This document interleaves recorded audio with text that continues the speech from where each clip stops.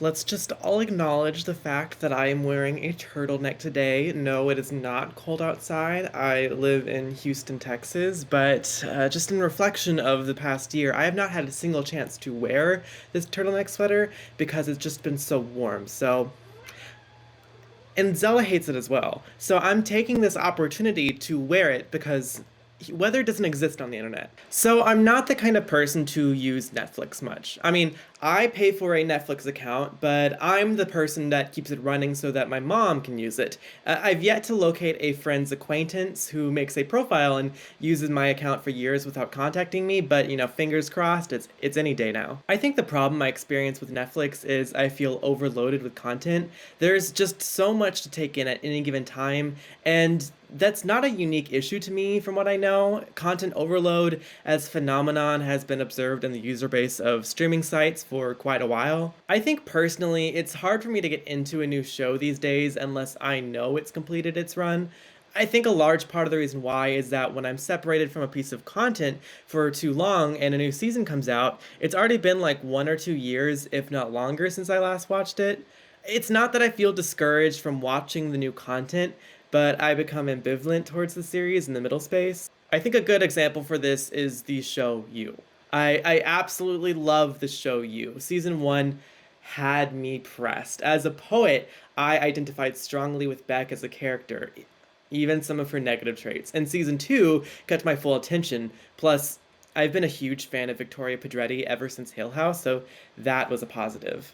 But when season 3 came out, as strongly as I was invested into the series, I didn't pick it up again. It lost some momentum for me.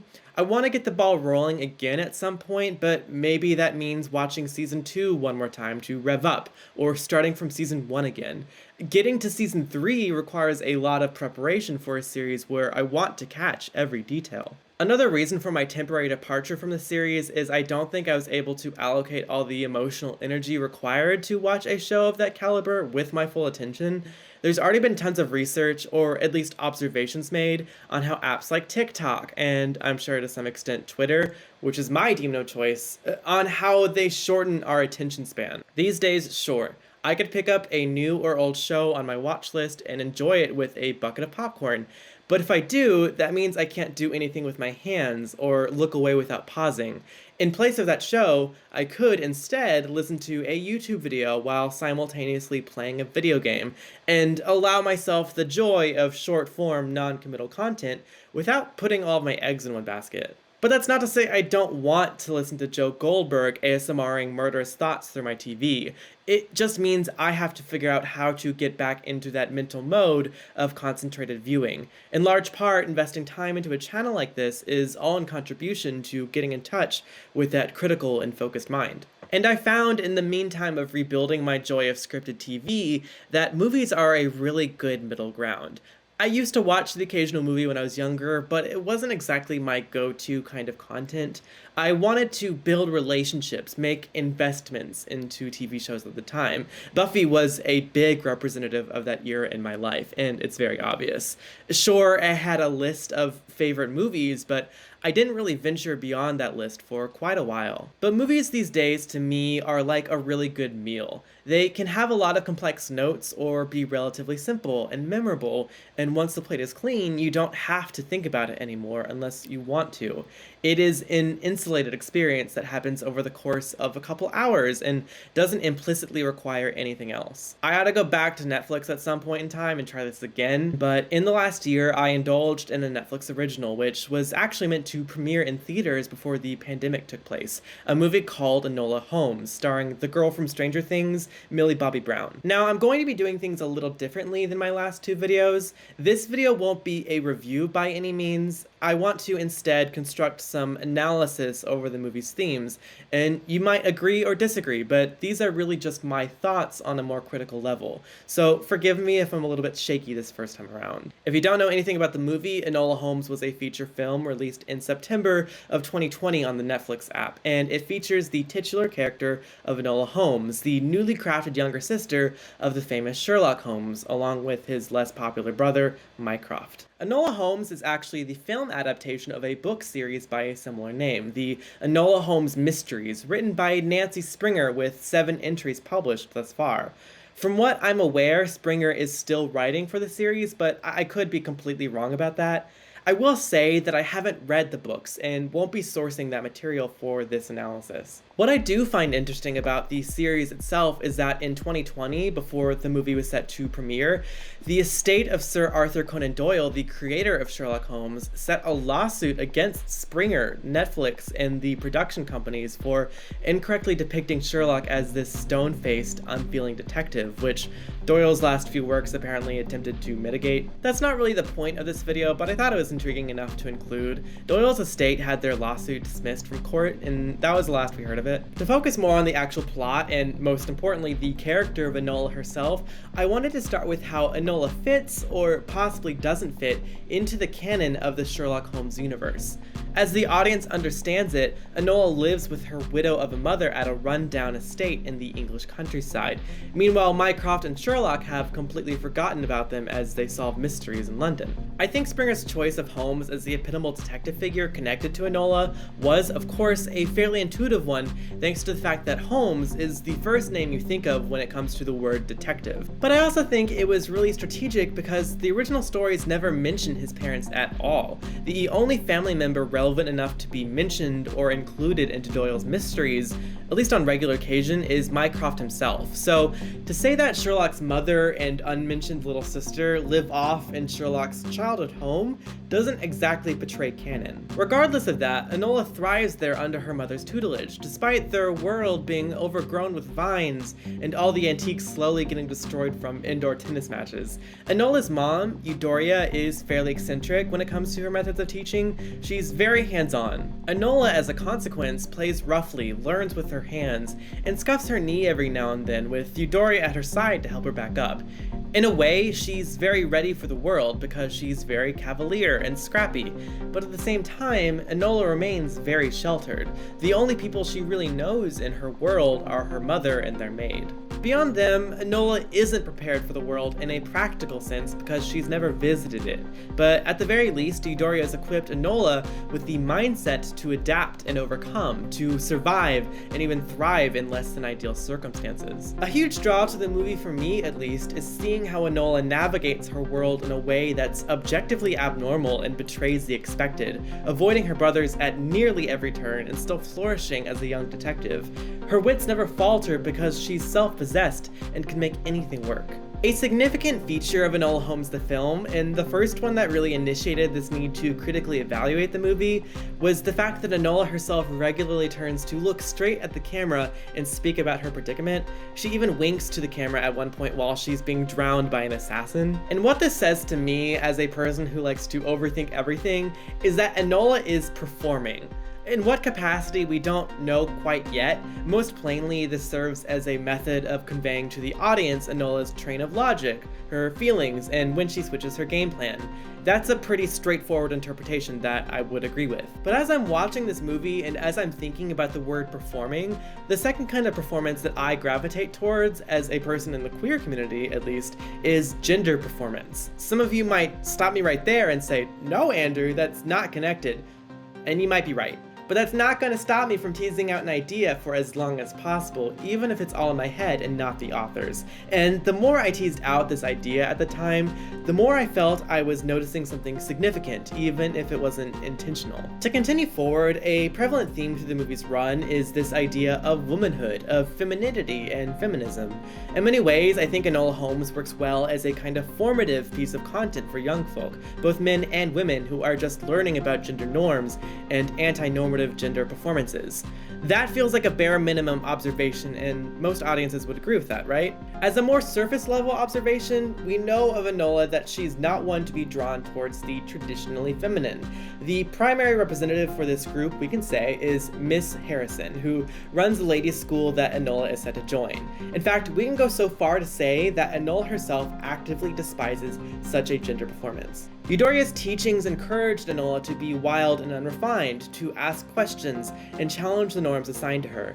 And if we're to follow the ideas of Enola herself, a viewer might be led to believe that we should shun this traditional femininity entirely. And that's a perfectly strong theme to promote. It is ludicrously restrictive after all. Women, according to Miss Harrison, are meant to be refined, appropriately but not indulgently intelligent, and should be broken in as housewives and caretakers. But the movie is far more than a simple criticism of that one identity. I'd like to establish here that the movie also conveys how there is a toxic image of traditional masculinity within our society as well, whose primary representative is the stone-faced and unaccommodating Mycroft Holmes. Mycroft represents the masculine figure who seeks control over and submission from women. In that way, I think it's fair to say that Enola sees there is a distinct, unfavorable gender binary at play within the world of 19th century London.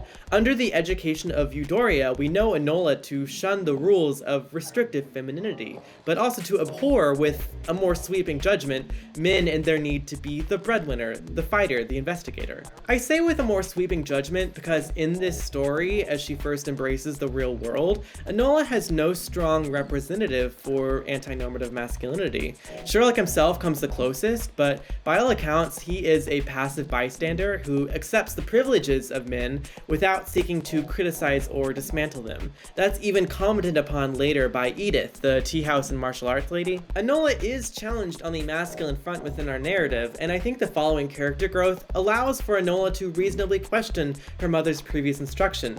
That is to say, never make concessions or detours for men. But I'm jumping too far ahead for now. To pull back, Enola's initial foray into the world of London comes with the knowledge that she isn't masculine or feminine in the way that society permits, so she opts for neither, effectively choosing a life of mystery and crime solving as opposed to a set of gender roles. That's where I get a title like Men, Women, and Detectives, because Enola exists in the floating ideological space where identity and presentation and performance don't matter. They're never permanent or serious to her. She even goes so far as to prove this by lampooning the dress of men and women in society, such as widows and newspaper boys. Even further, when you consider the audience which Enola makes an active witness to her anti-binary clandestine lifestyle, you realize this isn't a transitory phase Enola is going through. By speaking directly to the audience, Enola is making the audience privy to how she views herself, absent of the world around her. And thinking back to the teachings of Eudoria, I think it's perfectly acceptable to interpret that Enola embodies a new or subversive form of femininity, something a bit more palatable or relatable to the modern woman. Eudoria, as an activist and possibly a terrorist, specifically deals with the subversive in that way. But there is a significant development in Enola's character that I don't think gets enough credit within the narrative, and that's Enola's subtle descent from her mother's teachings after she meets Viscount Tewkesbury, Marquis of Basilweather. Tewkesbury's role, as far as the plot is concerned, is fairly self-evident because he is the nucleus of the mystery in need of solving. But all things considered, he offers more than just a wrench in Enola's plans. He challenges her ideologically as well, even if he doesn't realize it. Before I get too ahead of myself, I want to step back and look at when Enola first leaves home, way before she even meets the Viscount, because he's not the sole proponent of her character growth within the movie. A large part of it comes from herself and the complication of her family bonds. We know going into Enola's travels that she is singularly initiating this plan to find her mother and bring her back home. But this goal slowly transforms as Enola learns more about Eudoria's hidden life. And naturally, Enola is tasked with thinking more critically about the woman who raised her, to consider that Eudoria left intentionally. As much as Enola didn't want to admit it near the beginning of the story, Eudoria is far from the person she thought she was. That isn't inherently negative, but it's still life-changing. Prior to the events of the story, Enola effectively understands herself to be the spitting image of her mother because they are so close, and because Eudoria single-handedly raised her. But when she learns Eudoria holds secret meetings with other women, keeping Enola in the dark, the dynamic changes. She is no longer simply mother, she is Eudoria, and the way her mother closes the door on Enola in that scene embodies a huge mental shift most young adults go through, that the person who raised you and loves you is entirely their own person. So before Enola even leaves home in pursuit of her mother, before Enola even knows where to run to in the first place, there's already this rift in her plans. One side is what her mother has taught her, to move from point A to point B with self-assurance, with tenacity, and without distraction. This side of things also represents Enola's desire to re-establish the status quo. Yes, Eudoria has fully taught her to be her own person, but that doesn't mean Enola wants to fly out of the nest just yet. Getting Eudoria back before the plot really complicates itself means returning to the safety of a simpler world. Naturally, she gravitates to this plan at the beginning of the film, but the second half of that rift, which involves a healthy skepticism, belongs to Enola alone, and the writing itself doesn't sit on this character development by keeping it internal. Instead, meeting Tewksbury and getting swept up in his whole situation against her will forces Enola to tease out that which opposes Eudoria's perspective. First and most plainly, that men aren't worth your time, that Enola should keep herself independent from men for the betterment of her own livelihood. The second, which underscores Eudoria's teaching on men, is that masculinity is unfavorable at best. At worst, well, we can't exactly read Eudoria's manifesto, so I won't speak for her specifically, but if we refer to the traditional image of Mycroft, it's not unfair to say that at their worst, men are controlling, small-minded, and violent. Anyway, despite her initial judgment, Enola helps the Viscount in not dying, and in the process, significantly delays her own plan. For now, Enola believes Tewksbury to be a mere detour, someone she'll forget about once they split ways. But in time, she will eventually determine very concretely that Tewksbury is someone she needs to save. In that way, as Enola comes to terms with herself and forges a bond with the Viscount, we are able to see in real time how Enola isn't only straying from the traditional world prescribed to her by society itself, but also making herself independent from her mother's dogma. Enola has fled the nest whether she's fully cognizant of that change or not. So we know in a very literal way that Enola switches her plans from saving her mother to saving Tewksbury. This is even represented in one of the movie's headers as Enola moves from step to step.